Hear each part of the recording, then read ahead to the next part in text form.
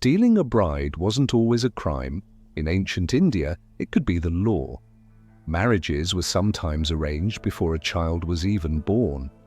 Others were sealed with cattle, while some were so disturbing that even the scholars of the time condemned them as barbaric. This is the unsettling world of ancient Indian weddings, complex, shocking, and often far darker than the romanticized tales we tell today. And in this video, you're going to see traditions that will challenge everything you thought you knew about marriage. Before we begin, tell me, where are you listening from right now? At home, maybe during your morning routine? Or on a walk, passing time? Drop it in the comments and don't forget to subscribe, because the stories we uncover here are only the beginning. What you're about to hear comes straight from Sanskrit texts, from legal codes that governed millions, and from archaeological evidence that paints a vivid, disturbing picture. The scholar Manu described 8 types of marriage. Some were noble, some tolerated, and at least one so vile that society itself recoiled from it. But ancient India was no single culture. It was a patchwork of kingdoms and communities, each interpreting marriage laws differently. What was sacred in one land was scandalous in another. And behind these rules were real people, women and men whose lives were shaped and sometimes destroyed by these customs. These aren't abstract theories, they're human stories of forbidden love, families torn apart, women fighting against systems built to control them, and disturbing practices that modern sensibilities would find unthinkable. As we explore the 8 forms of marriage, you'll see that ancient India wrestled with the same questions we still ask today: love or duty, wealth or freedom, tradition or change. Their answers were sometimes enlightened, sometimes cruel, but always deeply human. And this isn't just history, it's a window into power, control, survival, and the eternal struggle to define what love really means. The ancient lawmakers of India didn't see marriage as a simple union between 2 people. They viewed it as a complex social institution that needed careful categorization and regulation. Their solution was to create 8 distinct types of marriage, each with its own rules, social standing, and spiritual significance. At the pinnacle of this hierarchy stood the Brahma marriage. This wasn't just the most respected form of union, it was considered the gold standard of spiritual and social perfection. In a Brahma marriage, a learned man would approach the father of an eligible daughter and request her hand without any exchange of money or gifts. The father, after careful consideration of the suitor's character, education, and spiritual development, would give his daughter freely, adorned with beautiful clothes and ornaments. But here's what made this form so exclusive and revealing about ancient Indian society. Only families of the highest social standing could afford to practice Brahma marriage. Why? Because it required the father to bear all the wedding expenses while receiving nothing in return except the honor of the alliance. This wasn't just generosity, it was a display of wealth and status that only the elite could manage. The ceremony itself was elaborate and deeply symbolic. The bride's father would wash the feet of the groom, a gesture that sounds humble but actually carried profound spiritual significance. By performing this ritual, the father was acknowledging the groom as a worthy recipient of his most precious gift, his daughter. The water used in this ceremony was considered sacred, and some texts suggest it was later sprinkled around the house to bring prosperity. What's particularly fascinating is how these marriages were negotiated. Unlike modern arranged marriages where families might meet multiple times over months, Brahma marriages often involved complex networks of Brahmin scholars who acted as matchmakers. These learned men would travel between communities, carrying detailed information about eligible bachelors and maidens.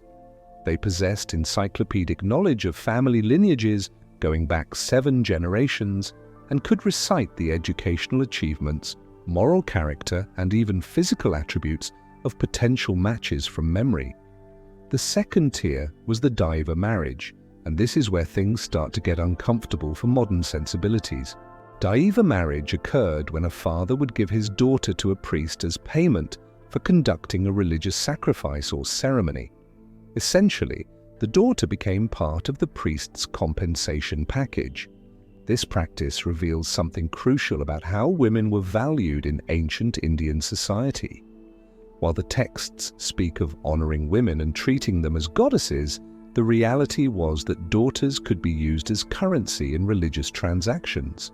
The priests who received these young women weren't necessarily looking for wives out of love or companionship. They were accepting what was considered valuable payment for their spiritual services. What makes this even more complex is that Daiva marriages were often arranged when the girls were extremely young, sometimes before they reach puberty. The reasoning was that the spiritual purity of a young, unmarried daughter made her a more valuable offering to the gods through the priest. The priest would typically wait until the girl matured before the marriage was consummated, but she would live in his household, essentially as a promised bride, learning the duties expected of a priest's wife. The third approved form was Arsha marriage, and this involved a transaction that would seem bizarre by today's standards. The groom would offer the bride's father a pair of cattle, specifically a cow and a bull, in exchange for the daughter's hand. This wasn't considered a bride price exactly, but rather a token of respect and a symbol of the groom's ability to care for livestock, which was crucial in an agricultural society. The choice of cattle wasn't arbitrary. Cows were considered sacred, representing abundance and fertility, while bulls symbolized strength and virility. By giving these animals, the groom was essentially making a statement about the kind of household he could provide. The father's acceptance of these cattle indicated his approval of the match and his confidence in the young man's capabilities. But here's where it gets interesting. The cattle weren't just symbolic, they were functional. The bride's family would often use these animals to start or expand their own dairy operations. In many cases, the milk and products from these cattle would support the bride's natal family for years to come, creating an ongoing economic bond between the families even after the marriage. Archaeological evidence suggests that Arsha marriages were particularly common in pastoral communities where cattle breeding was the primary occupation. Wedding ceremonies would often begin with an elaborate ritual where the cattle were brought forward, blessed by priests, and formally presented to the bride's father. The health and quality of these animals was scrutinized as carefully as we might examine a marriage contract today. The fourth approved form was Prajapatya marriage, considered by many scholars to be the closest to what we might recognize as a modern arranged marriage. In this type, the father would give his daughter to a suitable young man after receiving a solemn promise that the couple would jointly perform their religious and social duties. The key word here is jointly. Unlike other forms where the wife was expected to serve her husband's family, Prajapatya marriage emphasized partnership and mutual responsibility. The groom would promise not just to care for the bride, but to work alongside her in fulfilling their obligations to society, ancestors, and gods. These marriages often involved elaborate negotiations that could last for months. Both families would exchange detailed information about their backgrounds, and the discussions would cover everything from the couple's astrological compatibility to their family's financial stability. What made these negotiations unique was that the bride's opinion was sometimes sought and considered, though her father still held the final decision-making authority. The wedding ceremonies for Prajapatya marriages were among the most elaborate in ancient India. They typically lasted for several days and included rituals designed to integrate the bride into her new family while maintaining her connections to her birth family. The ceremony would often conclude with the couple making public vows about their shared responsibilities, creating a form of social contract that the entire community witnessed and was expected to uphold. What's remarkable about these four approved forms is how they reveal the different values that ancient Indian society was trying to balance. The Brahma marriage prioritized spiritual and intellectual compatibility. The Daiva marriage emphasized religious duty and divine favor. The Arsha marriage focused on economic stability and agricultural prosperity. The Prajapatya marriage sought to create equal partnerships built on mutual respect and shared goals. But these respectable forms of marriage were only part of the story. The ancient law books didn't stop at describing ideal unions. They also acknowledged and regulated practices that were far more controversial, far more disturbing, and far more revealing about the darker aspects of ancient Indian society. The lawmakers knew that despite their ideals and regulations, people would find other ways to form unions. Love would ignore caste boundaries. Desire would override family approval. Violence would sometimes triumph over negotiation. And in some cases, the most vulnerable members of society would be exploited in ways that even the ancient world recognized as fundamentally wrong. Now we venture into the forms of marriage that ancient Indian society acknowledged but didn't necessarily celebrate. These practices reveal the stark realities behind the idealized image of traditional weddings, exposing a world where economics, power, and desire often trumped romantic notions of love and partnership. The Asura marriage was perhaps the most commercially explicit form of union in the ancient classification system. Here, there were no pretenses about spiritual compatibility or family honor. This was a straightforward business transaction where the groom would pay a bride price directly to the woman's family in exchange for her hand in marriage. What made Asura marriages particularly revealing was their honesty about the economic motivations that often drove matrimonial decisions. While the approved forms dressed up financial considerations in religious and social language, Asura marriages stripped away the pretense. The groom was essentially purchasing a wife, and everyone involved understood this explicitly. The amounts paid in Asura marriages could be substantial. Ancient texts describe payments that included gold, silver, precious stones, fine clothes, stock, and even land. Wealthy merchants who lacked the social status for more prestigious forms of marriage often preferred this route because it guaranteed them access to women from higher social strata whose families needed money more than they needed social prestige. But here's where the practice becomes more disturbing. Because these marriages were openly transactional, the women involved often had even less agency than in other forms of union. They were commodities being sold by their families to the highest bidder. The ancient texts record numerous cases where young women were promised to one suitor, but then sold to another who offered a better price, leading to what can only be described as bidding wars over human beings. Archaeological evidence from ancient marketplaces suggests that Asura marriage negotiations sometimes took place in commercial districts, right alongside the buying and selling of goods and livestock. Marriage brokers operated much like cattle traders, maintaining detailed inventories of available women, including their ages, physical attributes, skills, and family backgrounds. These brokers would receive commissions from successful matches, creating a professional class whose livelihood depended on the commodification of women. The sixth form, Gandharva marriage, presents a fascinating contradiction in ancient Indian society. This was essentially what we would recognize today as a love marriage, a union based on mutual attraction and consent between two individuals without formal family approval or religious ceremony.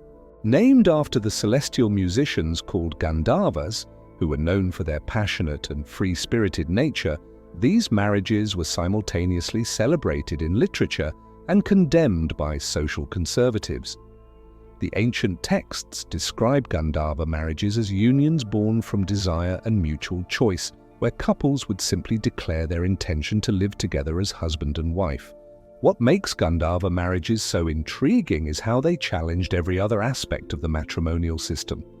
They ignored caste boundaries, bypassed family authority, dispensed with economic negotiations, and required no priestly intervention.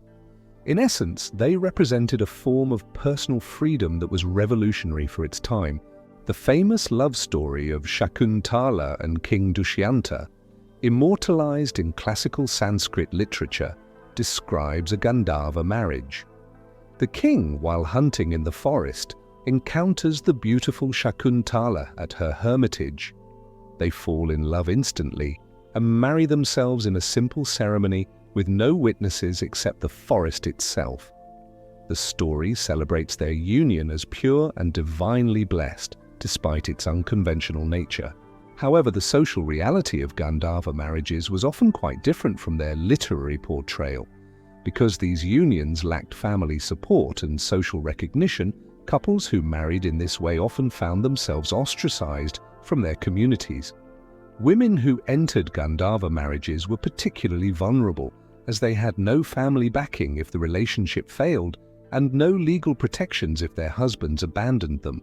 Historical records suggest that Gandharva marriages were most common among actors, musicians, courtesans, and others who lived on the margins of conventional society.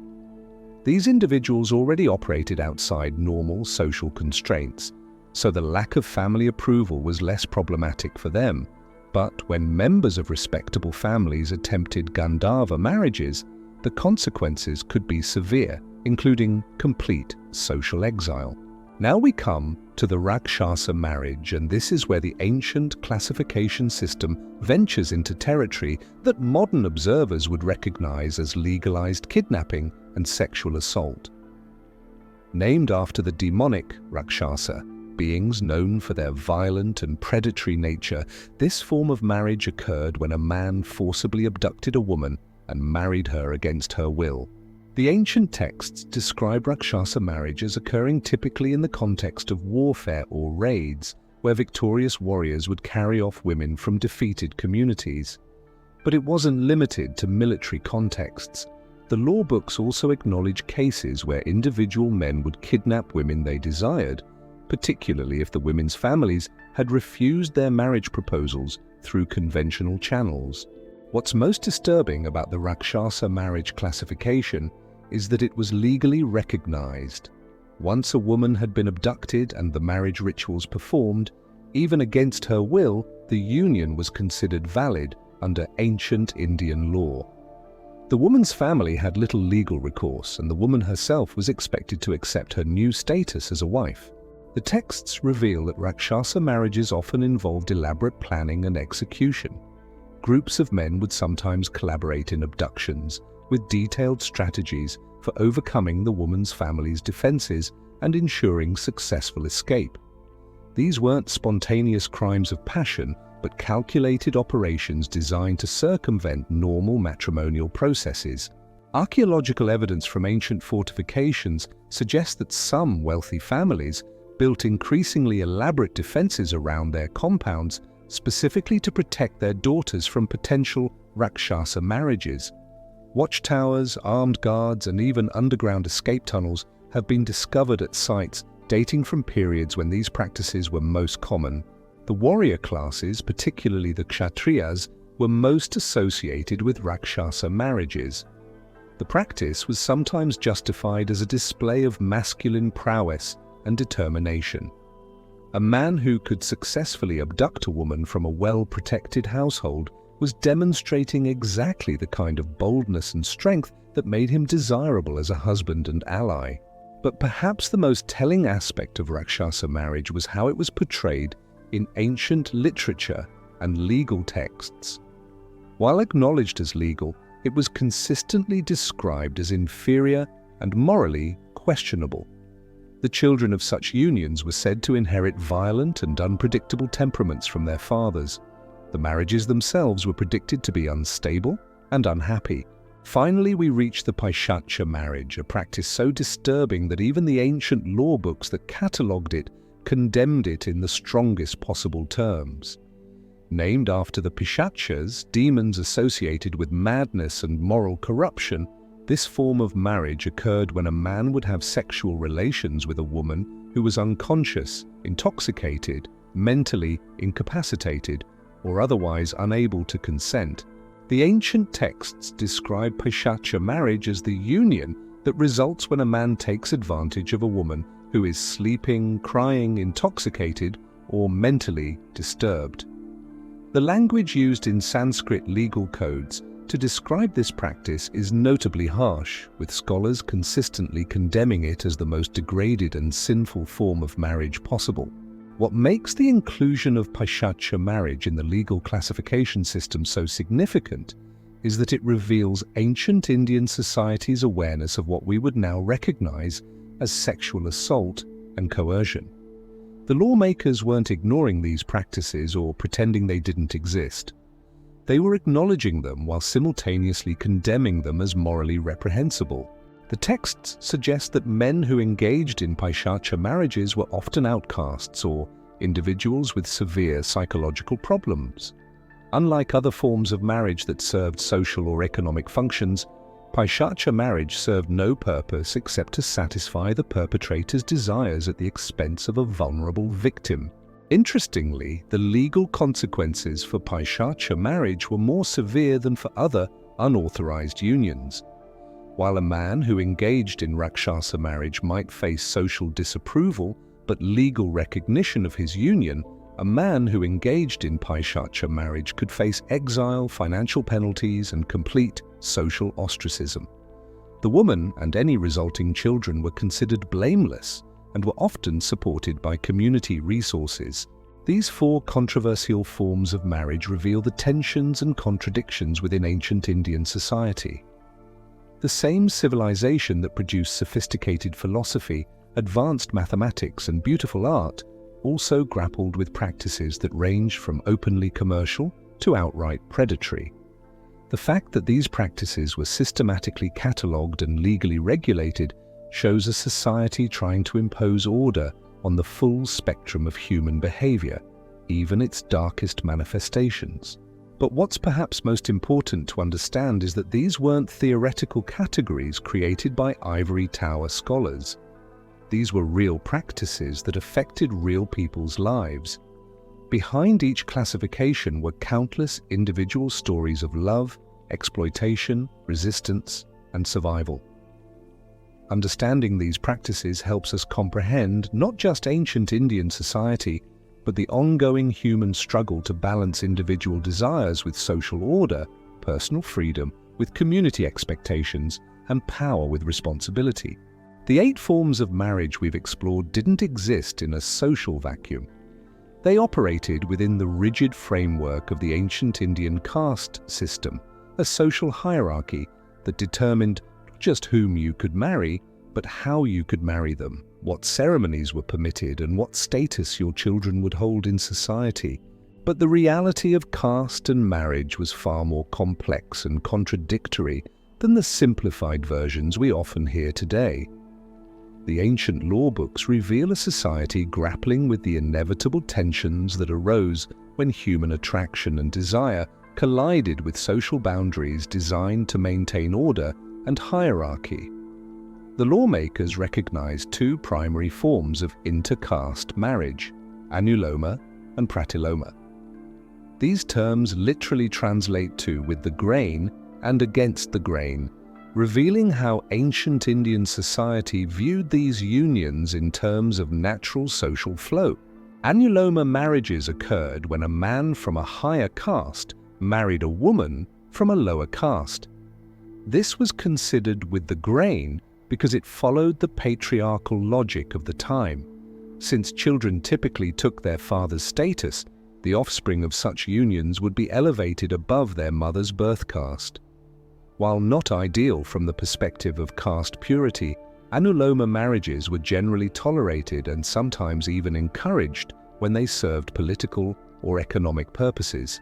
The ancient texts describe numerous cases of annuloma marriages among ruling families.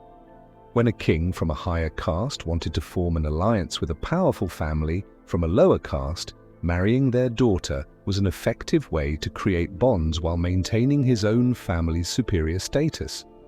The woman gained elevated status, her family gained powerful connections, and the resulting children would be accepted into the higher caste community.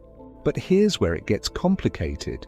The acceptance of anuloma marriages varied dramatically depending on how far apart the castes were in the social hierarchy. A Brahmin marrying a Kshatriya woman might face some social criticism, but would generally be accepted. However, a Brahmin marrying a Shudra woman could face severe consequences, including expulsion from his community and loss of all religious privileges. Archaeological evidence from ancient temple inscriptions reveals fascinating details about how these marriages were negotiated and celebrated. Some inscriptions describe elaborate ceremonies where the bride's lower caste status was ritually cleansed through complex purification rituals before the wedding. Other inscriptions show evidence of resistance, with some Brahmin communities refusing to perform wedding ceremonies for intercaste couples, forcing them to seek priests from more liberal communities. Pratiloma marriages presented a much more serious challenge to the social order. These occurred when a woman from a higher caste married a man from a lower caste, essentially reversing the expected flow of social hierarchy. Such marriages were considered deeply problematic because they suggested that a woman was descending in status, which contradicted the patriarchal assumption that marriage should elevate or at least maintain a woman's social position. The consequences of pratiloma marriages could be devastating for everyone involved. The woman would typically be expelled from her birth family and community, losing all claims to inheritance, support, and social protection. The man, while gaining a wife from a higher social stratum, would find himself and his family ostracized by both communities, rejected by his wife's higher caste relatives, and looked down upon by his own caste members who saw his marriage as presumptuous. But perhaps most tragic was the fate of children born from pratiloma marriages. These children occupied a liminal space in the caste system, neither fully accepted by their mother's higher caste community nor comfortable in their father's lower caste world. The ancient law books developed elaborate classifications for these mixed caste children, creating an entire sub-hierarchy of social categories for people who didn't fit neatly into the main caste system. The texts describe children of pratiloma marriages as inheriting specific occupational destinies based on their parents' caste combination. For example, a child born to a Kshatriya mother and Shudra father was designated as a Ugra and was expected to work as a hunter or executioner. A child born to a Brahmin mother and Kshatriya father became a Suta and was destined to be a charioteer or bard. What's particularly revealing about these classifications is how they demonstrate the ancient lawmakers' attempts to maintain social control even in situations that challenge the basic assumptions of the caste system. Rather than simply rejecting intercaste marriages and their offspring, the legal codes created new categories that preserved the overall hierarchy while accommodating social realities.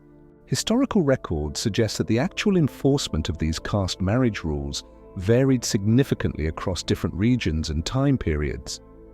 In some areas, particularly border regions where different communities regularly interacted for trade and warfare, intercaste marriages were relatively common and accepted. In other areas, particularly those dominated by Orthodox religious communities, the penalties for caste violation could include not just social exile, but physical violence.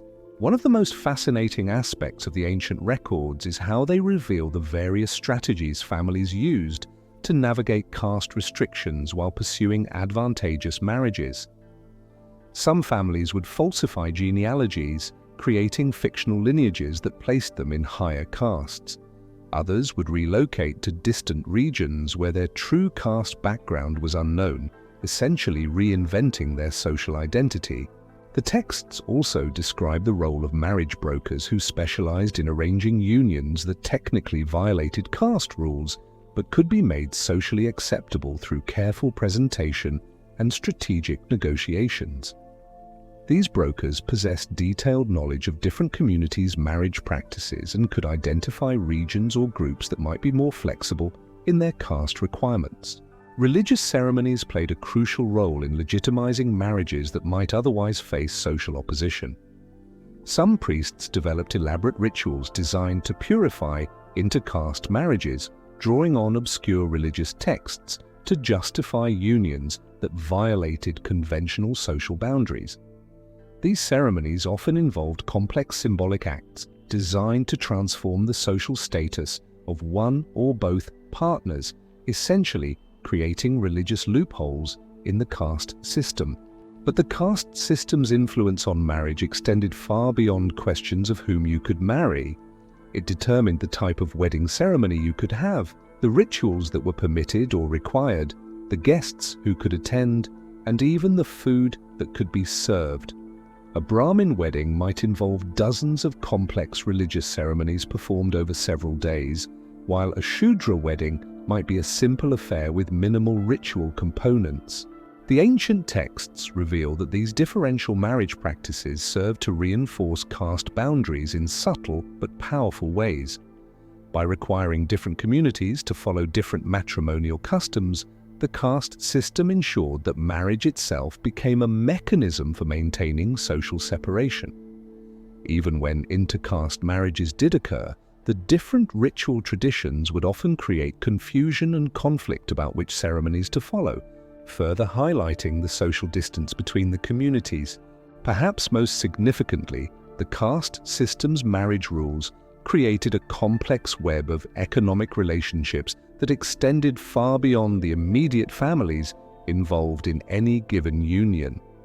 Higher caste families could demand substantial dowries and elaborate wedding expenses from lower caste families seeking to elevate their status through marriage.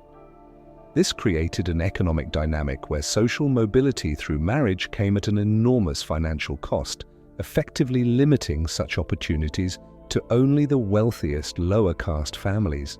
The archaeological record provides evidence of these economic dynamics through the remains of elaborate wedding venues and the distribution of luxury goods associated with marriage ceremonies. Excavations at ancient urban sites show clear patterns of wealth concentration that correspond to caste-based marriage practices, with higher caste residential areas showing evidence of more frequent and elaborate wedding celebrations. But perhaps the most important thing to understand about caste and marriage in ancient India is how these practices created not just social hierarchies, but emotional and psychological realities that shaped individual lives in profound ways.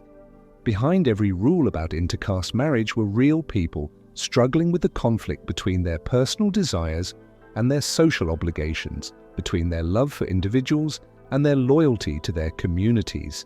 The tension between social order and individual choice that these practices created would ultimately contribute to some of the most dramatic and revolutionary changes in Indian society, as reformers and rebels challenged not just specific marriage rules, but the entire caste system that supported them. Beyond the classifications and social hierarchies lay the actual wedding ceremonies themselves. Elaborate rituals filled with ancient symbolism that revealed as much about power dynamics and social control as they did about spiritual beliefs. These weren't merely religious observances, they were carefully choreographed performances designed to transform social relationships and establish new hierarchies within families and communities. At the heart of every ancient Indian wedding burned the sacred fire known as Agni, the divine witness that legitimized the marriage in the eyes of gods and society. But the role of Agni in wedding ceremonies was far more complex and psychologically manipulative than simple divine witnessing. The fire ceremony began with an elaborate ritual called Agni Prajwalana, where the groom would kindle the sacred flame using specific types of wood that had been blessed by priests and stored according to strict rules. The bride's family was required to provide the fuel for this fire, symbolically offering their resources to sustain the divine witness to their daughter's transition from maiden to wife. But here's what makes this ritual particularly revealing about ancient attitudes toward women and marriage. The fire was considered a male deity, Agni, who was described in ancient texts as having an insatiable appetite that could never be satisfied. By conducting the marriage in front of this eternally hungry, divine presence, the ceremony was symbolically suggesting that the wife's new role was to feed and satisfy male appetites, not just her husband's, but the broader masculine principle represented by the fire god.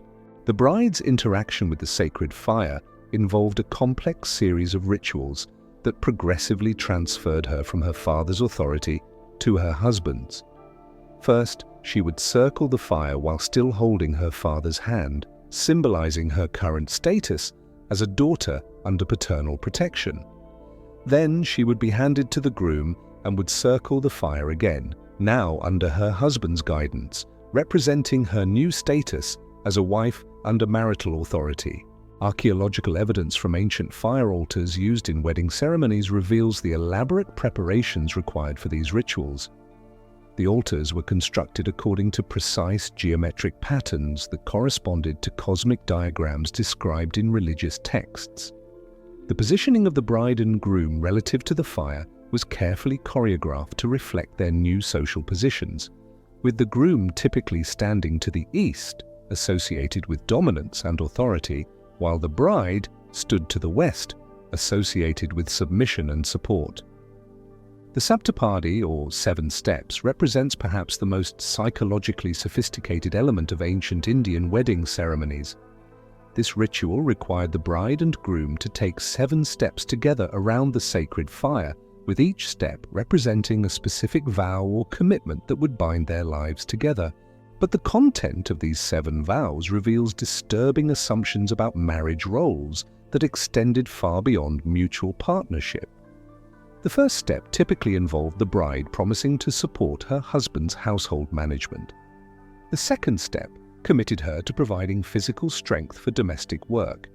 The third step dedicated her to increasing the family's wealth through her labor and skills. What's particularly troubling is how the later steps progressively expanded the scope of the wife's obligations while offering relatively little in terms of mutual commitment from the husband. The fourth step typically involved promises about childbearing and child-rearing, placing the burden of fertility and family continuation primarily on the woman. The fifth step concerned hospitality and social obligations, again primarily defining the wife's role in managing the family's social relationships.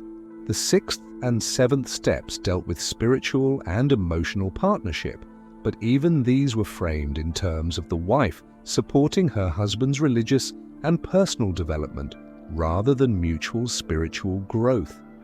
The language used in ancient texts to describe these vows consistently portrayed the wife as the supporter, enabler, and facilitator of her husband's life goals rather than as an equal partner with her own aspirations. Historical analysis of wedding ceremony texts from different regions reveals fascinating variations in how the Saptapadi was performed and interpreted. In some areas, the ritual included opportunities for the bride to voice her own vows and commitments, creating a more balanced exchange of promises.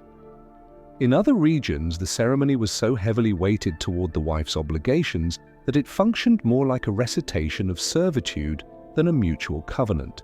The ritual of Kanyadan represents perhaps the most psychologically complex and troubling aspect of ancient Indian wedding ceremonies.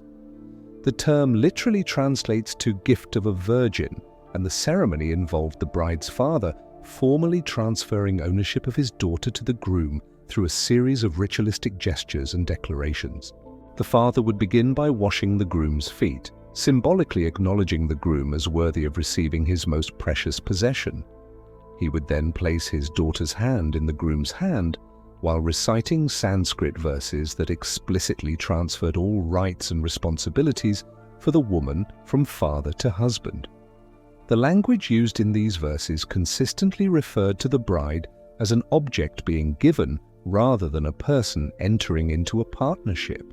What makes Kanyadan particularly disturbing is how the ritual psychologically prepared all participants, including the bride herself, to view the marriage in terms of ownership transfer rather than mutual choice. The bride was expected to remain silent during this ceremony, symbolically representing her passive role in the transaction. Her consent was assumed rather than sought, and her individual will was considered irrelevant to the proceedings. Ancient texts describing Kanyadan ceremonies include detailed instructions for how the bride should comport herself during the ritual. She was expected to keep her eyes downcast, maintain complete silence, and display appropriate modesty and submission. Any signs of reluctance, sadness, or resistance were considered inauspicious and could potentially invalidate the entire ceremony. The objects and substances used in Kanyadan rituals carried their own symbolic meanings that reinforced these power dynamics. The bride's father would typically pour sacred water over the joined hands of his daughter and her groom, symbolically washing away her previous identity and cleansing her for her new role.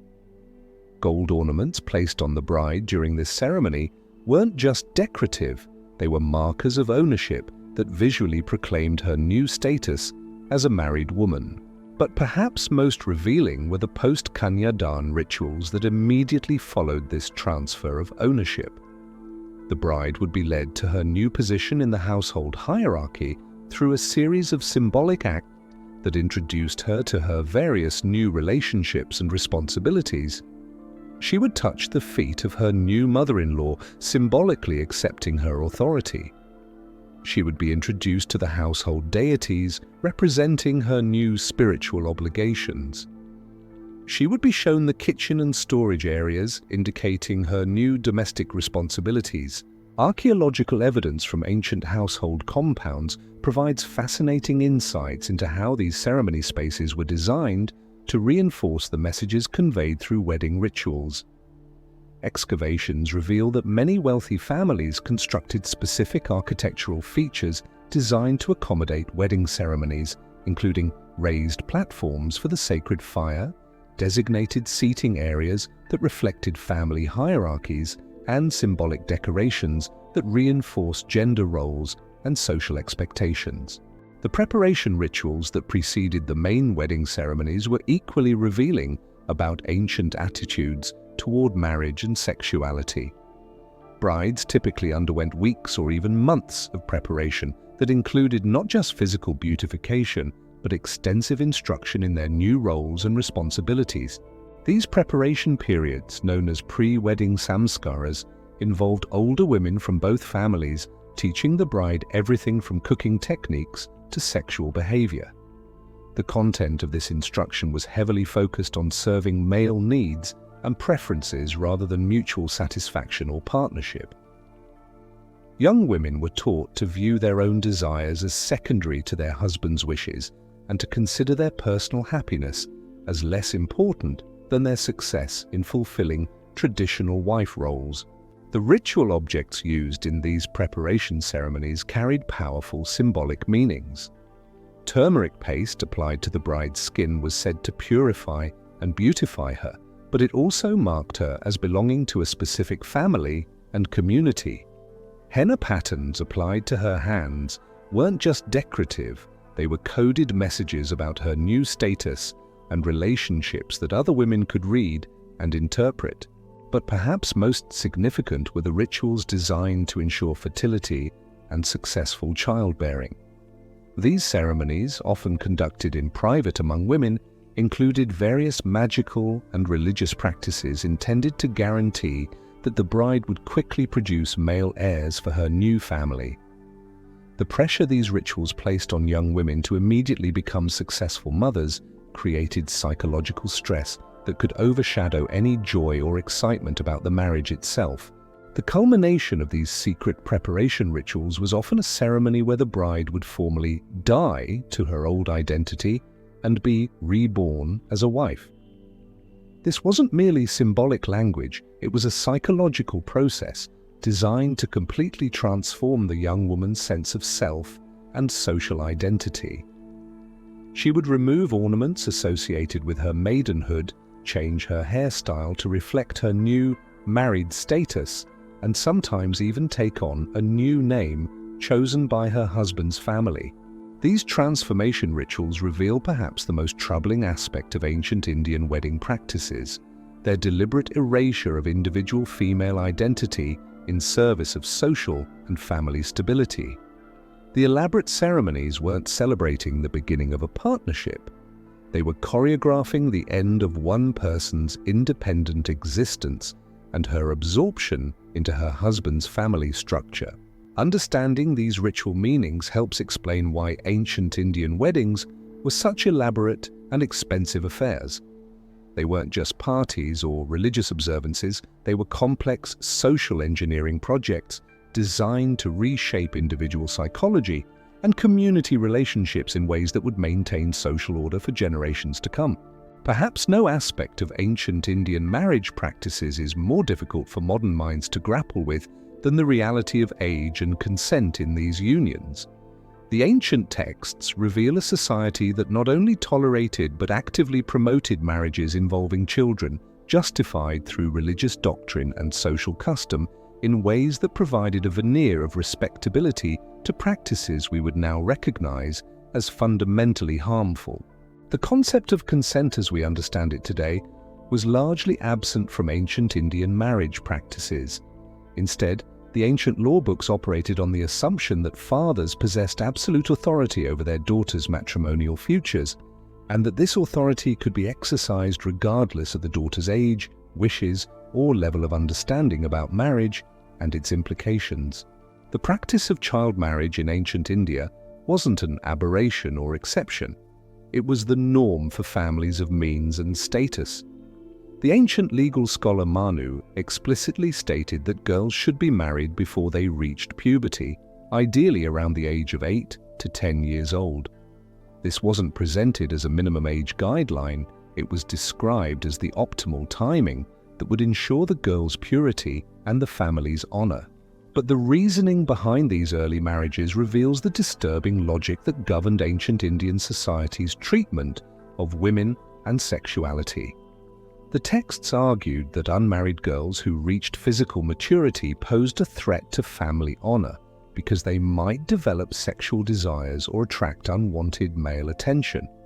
By marrying girls before puberty, families believed they were protecting both the girl's virtue and their own social standing.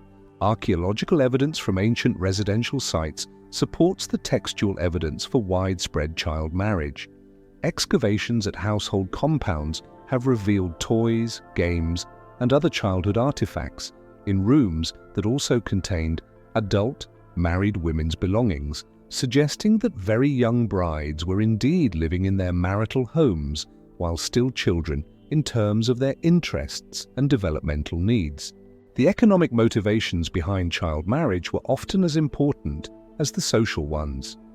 Young brides required less expensive dowries because they hadn't yet developed the skills, education, or social connections that might make them more valuable in the marriage market.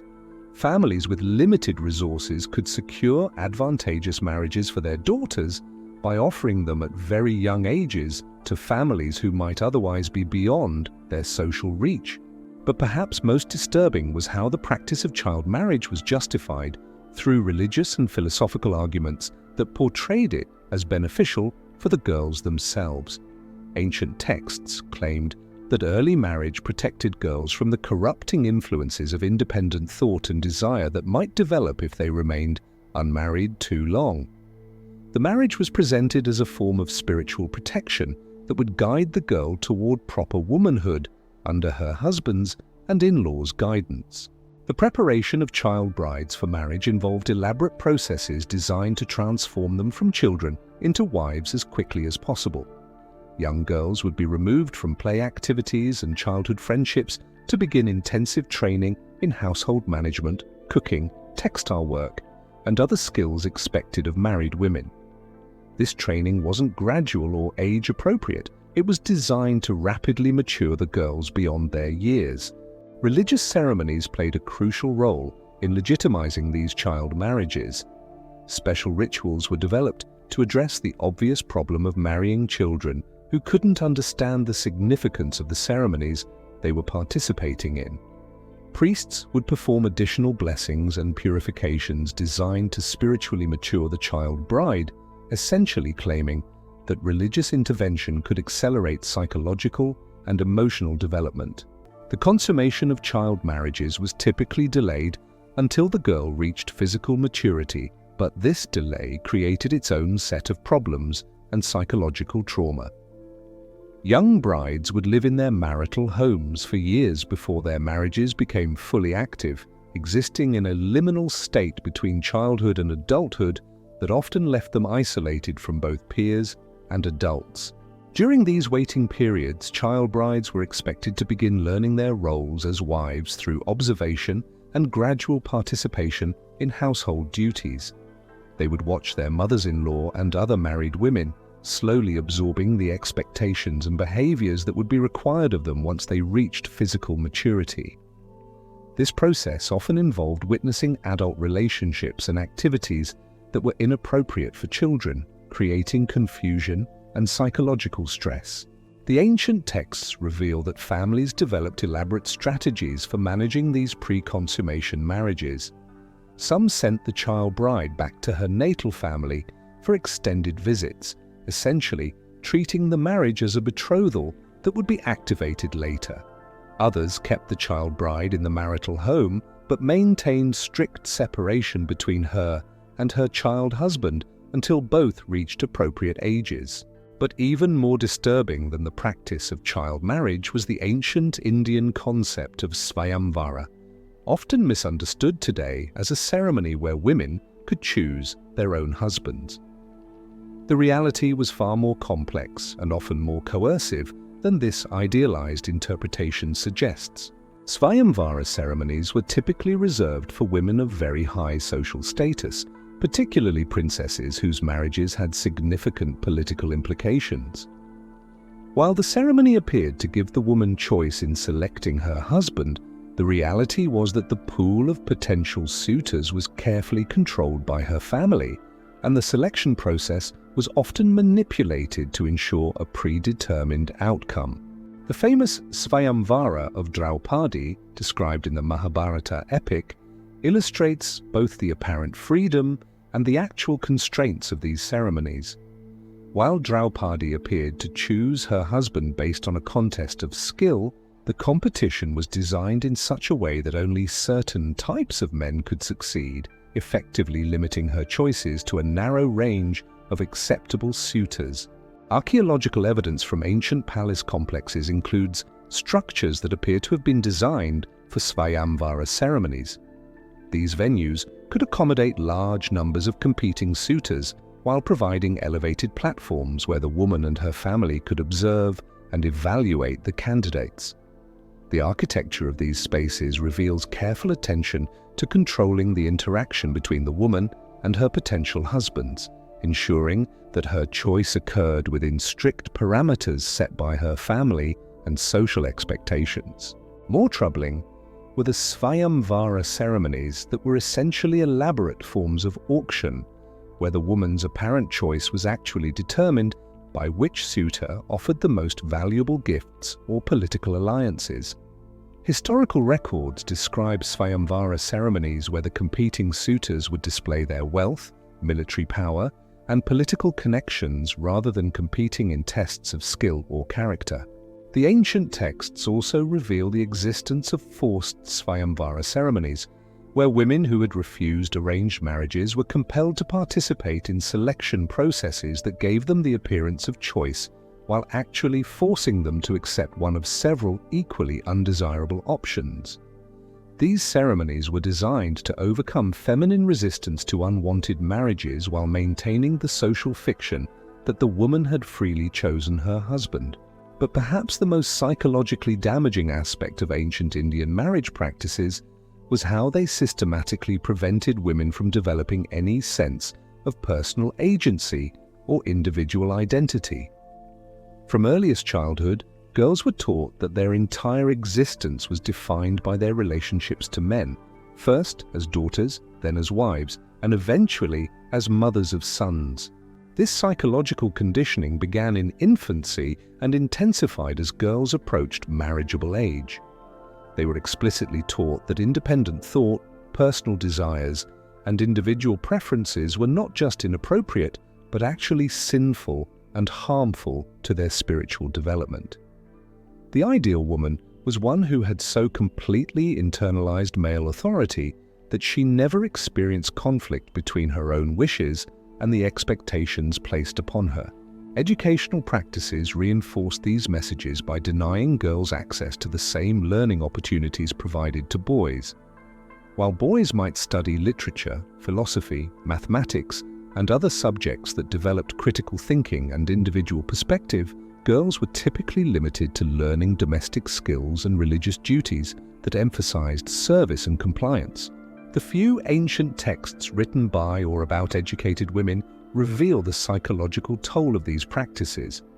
These writings describe the internal conflicts experienced by intelligent women who were taught to suppress their own thoughts and interests in favor of complete devotion to family duties. Some describe feelings of emptiness and loss of self that resulted from years of training designed to eliminate individual identity. Religious teachings provided philosophical justification for these practices by arguing that women's spiritual development required the surrender of individual will to divine authority as expressed through male family members. This wasn't presented as oppression, but as the highest form of spiritual practice available to women, creating a theological framework that made resistance to these practices seem not just socially unacceptable, but spiritually harmful. The result was a society where the vast majority of women never had the opportunity to discover their own capabilities, interests, or potential contributions to their communities. Their talents and intelligence were channeled exclusively into supporting male achievements and maintaining family stability, creating an enormous waste of human potential that had profound effects on the development of ancient Indian civilization. Understanding these practices helps explain why ancient Indian society, despite its remarkable achievements in philosophy, science, and art, remained relatively static in terms of social progress and individual rights. The systematic suppression of half the population's potential for independent thought and action created structural limitations that affected not just women, but entire communities and civilizations. These disturbing truths about age and consent in ancient Indian marriage practices weren't aberrations or exceptions to otherwise enlightened social systems. They were integral features of a civilization that prioritized social stability and male authority over individual rights and human dignity, creating patterns of oppression that would influence Indian society for thousands of years. While the dominant historical narratives focus on compliance and acceptance of ancient marriage practices, a closer examination of historical records reveals numerous instances of resistance, rebellion, and creative subversion of oppressive matrimonial customs. These stories of defiance provide crucial insights into both the human cost of ancient marriage practices and the persistent human desire for freedom and self-determination. The resistance began within families themselves, where mothers, grandmothers, and other female relatives sometimes conspired to protect young girls from the worst aspects of child marriage and oppressive matrimonial arrangements. Ancient household records preserved in temple archives and administrative documents reveal coded references to delayed marriages, extended preparation periods, and mysterious illnesses that postponed unwanted unions. One fascinating form of resistance involved the deliberate sabotage of marriage negotiations by female family members who possessed detailed knowledge of potential suitors' flaws and secrets.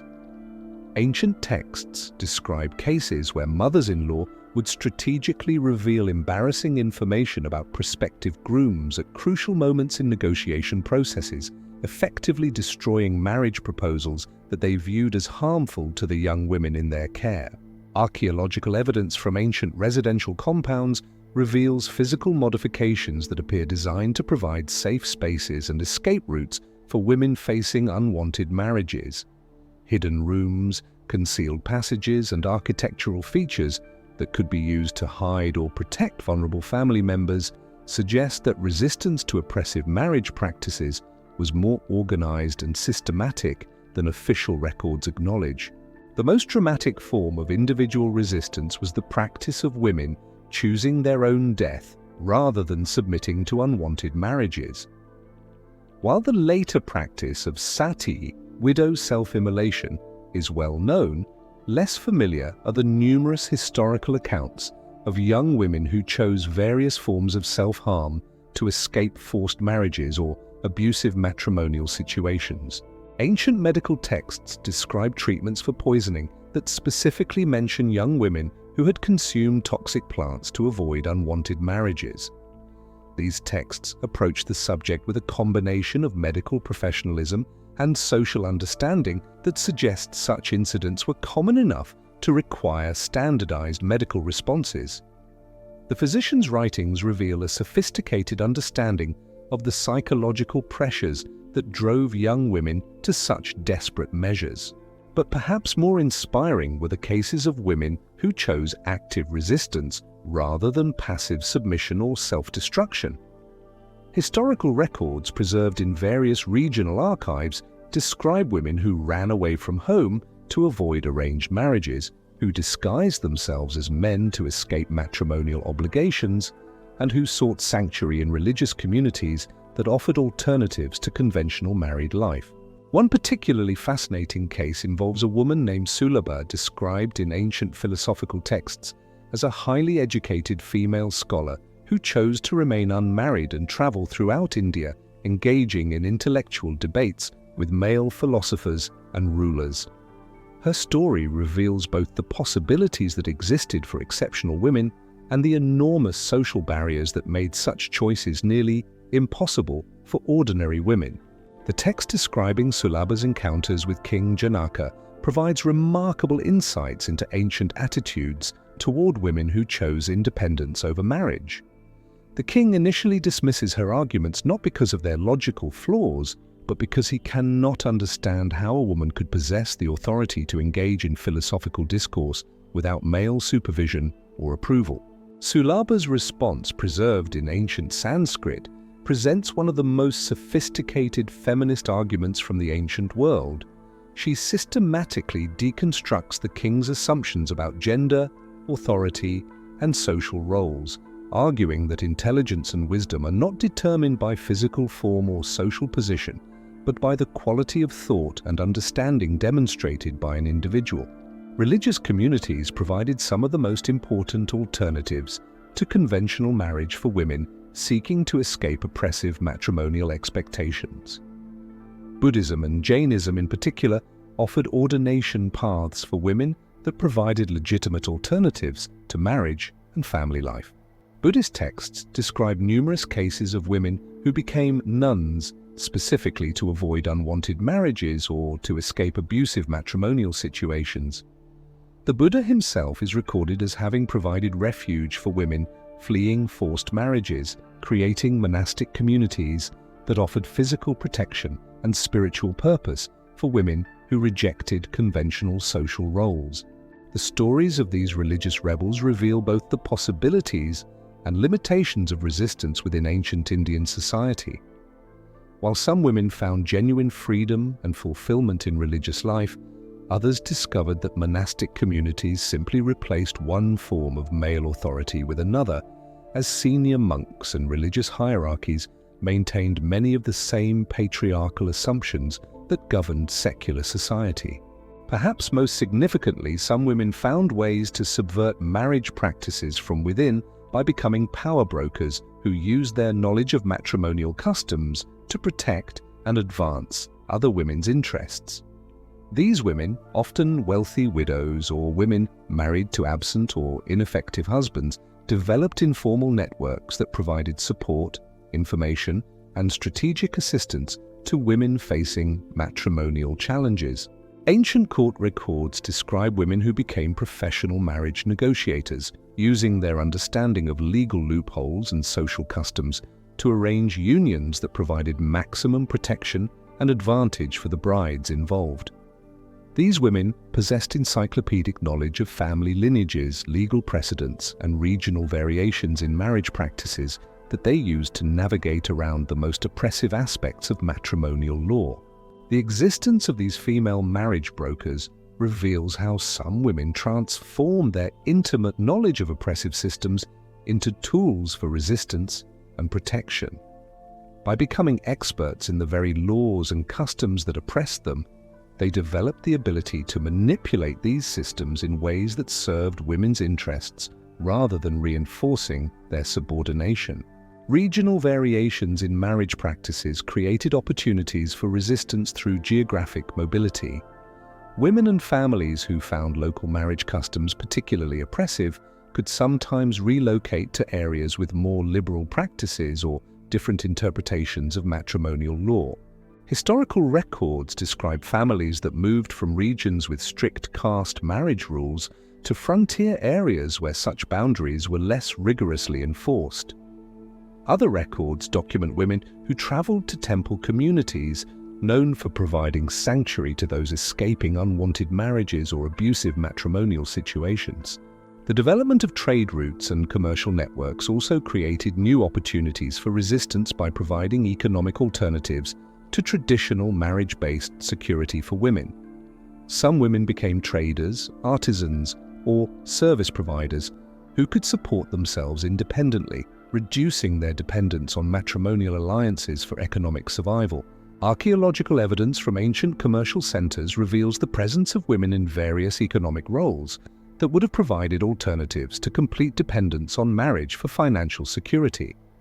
Inscriptions describing female merchants, craftspeople, and property owners suggest that economic independence, while rare, was not impossible for women willing to challenge social conventions. The most systematic resistance to oppressive marriage practices occurred within certain regional communities that developed alternative social structures, emphasizing different values than those promoted by orthodox matrimonial law. Some of these communities emphasized individual spiritual development over family obligations, while others prioritized economic cooperation over traditional gender roles.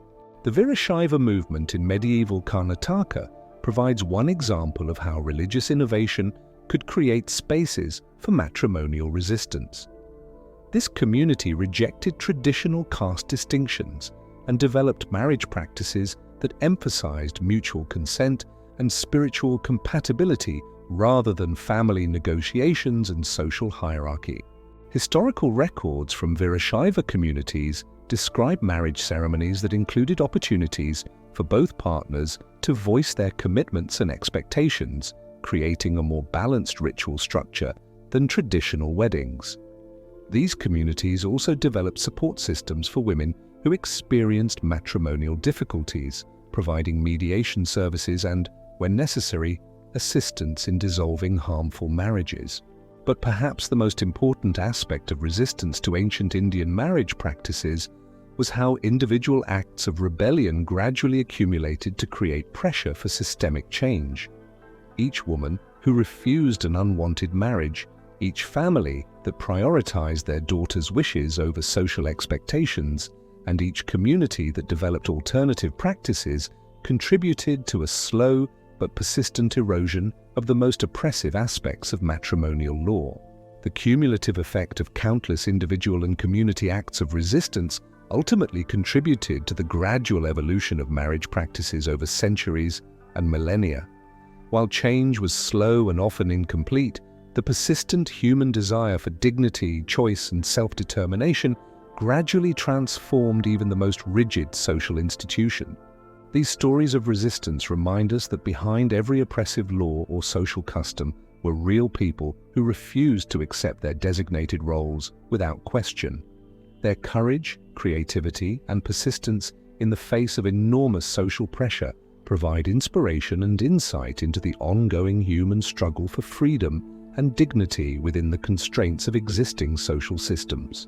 Understanding these resistance movements also helps us recognize that social change rarely comes from sudden revelations or dramatic reforms imposed from above. Instead, it typically emerges from the accumulation of countless individual decisions to reject oppressive practices and seek alternatives that better serve human needs and aspirations. The legacy of these ancient rebels continues to influence contemporary discussions about marriage, gender roles, and individual rights in modern Indian society, reminding us that the struggle for human dignity and self-determination is not a modern invention but a persistent theme throughout human history. As we reach the end of our journey through the complex and often disturbing world of ancient Indian weddings, we're left with revelations that challenge many of our assumptions about tradition, progress, and human nature itself. The 8 forms of marriage we've explored, from the supposedly noble Brahma union to the condemned Paishacha assault, reveal a civilization grappling with the same fundamental tensions that societies face today. How do we balance individual desires with family expectations? What role should economics play in choosing life partners? How do we protect the vulnerable while maintaining social order? The answers ancient India provided were sometimes enlightened, often practical, and frequently deeply troubling. Perhaps most striking is how these ancient practices expose the gap between idealized religious teachings and lived social realities. While Sanskrit texts spoke of honoring women as goddesses, the actual marriage laws treated them as commodities to be exchanged, controlled, and possessed. While philosophy emphasized spiritual equality, matrimonial customs reinforced rigid hierarchies based on birth, gender, and economic status. The caste system's intricate marriage rules reveal how social institutions can become simultaneously sophisticated and oppressive, creating elaborate frameworks for organizing human relationships that serve some interests while systematically excluding and harming others. The tragic fate of children born from intercaste unions shows how rigid social categories can create human suffering, even when societies attempt to accommodate exceptions to their own rules. The secret rituals and their disturbing symbolism demonstrate how seemingly spiritual practices can mask and legitimize systems of control and subordination. The sacred fire that served as divine witness to ancient weddings was simultaneously a symbol of spiritual blessing and a tool for psychological manipulation that reinforced gender hierarchies and family power structures.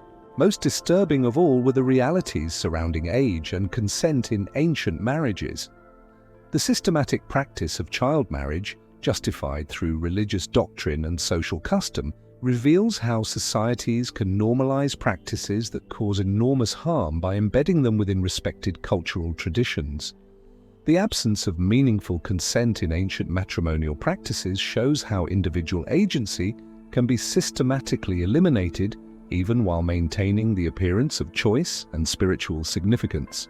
Yet perhaps the most important revelations come from the stories of resistance and rebellion that persisted despite overwhelming social pressure to conform.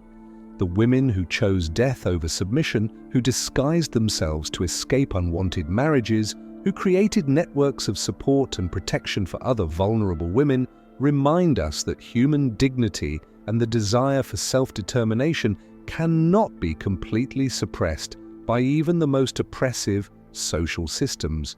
These stories of resistance also reveal how social change actually occurs, not through sudden dramatic reforms, but through the accumulation of countless individual decisions to reject harmful practices and seek alternatives that better serve human needs. The gradual evolution of Indian marriage practices over millennia reflects this persistent pressure from below, as ordinary people refused to accept their designated roles without question. What makes these ancient practices particularly relevant today is how they illuminate ongoing struggles around marriage, gender roles, and individual rights in contemporary society.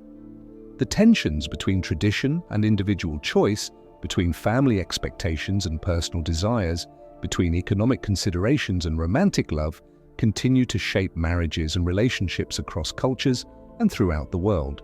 The ancient Indian experience also demonstrates how practices that seem obviously harmful to us today were once considered not just normal, but spiritually necessary by entire civilizations.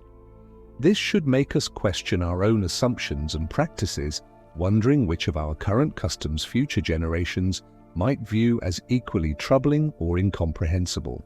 But perhaps the most profound lesson from this exploration is about the relationship between power and narrative. The marriage practices we've examined weren't just social customs. They were systems of power that determined Who could make decisions? Who could own property? Who could participate in religious ceremonies? And who could live independently? The stories told about these practices, their spiritual significance, their social necessity, their divine approval, served to legitimize and perpetuate these power relationships. Understanding how ancient societies constructed narratives to justify oppressive practices helps us recognize similar patterns in our own time. When we hear arguments about traditional roles, natural hierarchies, or time-tested customs, we can ask whose interests these traditions serve and whose voices they silence. The archaeological evidence we've examined, the elaborate wedding venues, the defensive architecture designed to protect daughters from abduction, the economic patterns that reveal wealth concentration, reminds us that social practices always have material consequences. The abstract principles and spiritual ideals that societies promote through their marriage customs create real effects in people's daily lives, determining their access to resources, opportunities, and basic human dignity. Looking at these ancient practices also reveals the enormous waste of human potential that results from systematic oppression. How many brilliant women never had the opportunity to develop their talents because they were married as children? How many innovations and insights were lost because half the population was denied education and independent thought? How many social problems persisted because societies rejected the perspectives and contributions of those they designated as inferior? The complexity of ancient Indian marriage practices also challenges simple narratives about historical progress. While we might want to believe that human societies naturally evolved toward greater freedom and equality, the ancient evidence shows that civilizations capable of remarkable achievements in philosophy, science, and art can simultaneously maintain practices of systematic oppression and dehumanization. This should remind us that progress is never automatic or inevitable. The rights and freedoms we take for granted today exist only because countless individuals throughout history chose to resist oppressive practices and work toward better alternatives. Maintaining and extending these freedoms requires continued vigilance and effort. Finally, exploring these ancient marriage practices reveals both the universality and the particularity of human experience across time and cultures. While the specific forms of marriage in ancient India were unique to their time and place, the underlying human struggles, the desire for love and companionship, the need for economic security, the tension between individual choice and social expectations, the quest for meaning and spiritual connection, remain remarkably consistent across cultures and throughout history. Understanding these continuities helps us recognize our common humanity with people from vastly different times and circumstances, while also appreciating the specific historical and cultural factors that shape how these universal human needs and desires are expressed and fulfilled. The story of ancient Indian weddings ultimately serves as both a warning and an inspiration. It warns us about how easily oppressive practices can become normalized when embedded in respected traditions and spiritual frameworks. It shows us how individual human dignity can be systematically undermined by social institutions that claim to serve higher purposes. But it also inspires us by revealing the persistent human capacity for resistance, creativity, and moral growth. Despite overwhelming pressure to conform to oppressive systems, people throughout history have found ways to protect the vulnerable, challenge unjust practices, and work toward more humane alternatives. As you reflect on these revelations about ancient Indian weddings, consider how they might illuminate your own assumptions about marriage, tradition, and social progress. What practices in our own society might future generations view as we now view ancient child marriage or bride abduction? How can we distinguish between traditions worth preserving and customs that harm human dignity? How can we honor valuable cultural heritage while still working toward greater freedom and equality? These questions don't have easy answers, but they're worth asking, The people of ancient India who developed these complex marriage systems were trying to solve real problems and address genuine human needs. Their solutions were shaped by their particular circumstances, knowledge, and values. Our solutions will be shaped by ours. The greatest tribute we can pay to both the victims and the rebels of ancient matrimonial systems is to continue their work, protecting the vulnerable, challenging oppressive practices, and working toward social arrangements that better serve human dignity and potential. The story of ancient Indian weddings reminds us that this work is never finished, but it also shows us that it's never hopeless. The flames of those ancient wedding fires burned out long ago, but the human desire for love, dignity, and freedom they both blessed and constrained continues to burn in every generation, lighting the way toward more just and compassionate ways of organizing our most intimate relationships and our broader social lives.